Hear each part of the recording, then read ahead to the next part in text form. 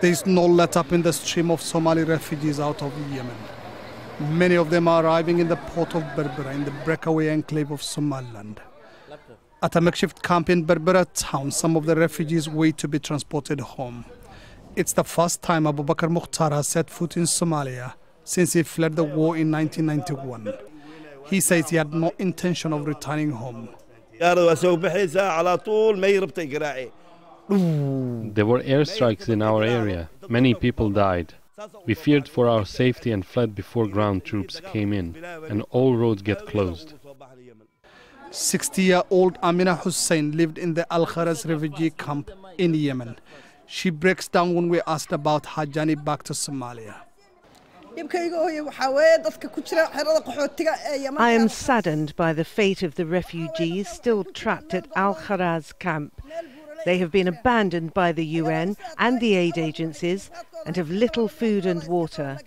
They've also no money to pay for the journey back to Somalia. Most of the refugees say they're eager to go back to their towns and villages in southern Somalia, where they fled from initially due to the Somali civil war. It's only those who don't have anywhere to go back to who will remain in this temporary camp.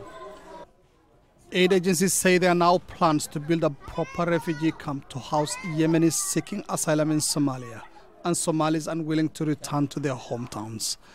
The crisis in Yemen has also affected trade with Somalia. Every year, thousands of livestock are exported through the ports of Berbera and Bosaso to Yemen and Gulf states. At the port of Berbera, the ships that used to transport livestock to Yemen are idle. Work has stopped. All Yemeni ports are closed. We've been in Berbera for the last 1.5 months. We'll only start working again once the crisis is over. Yemen is one of the poorest countries in the Middle East, but it has great strategic importance for its neighbors. Somalis are realizing that the hard way. Mohamed Ado, Al Jazeera, at the port city of Berbera.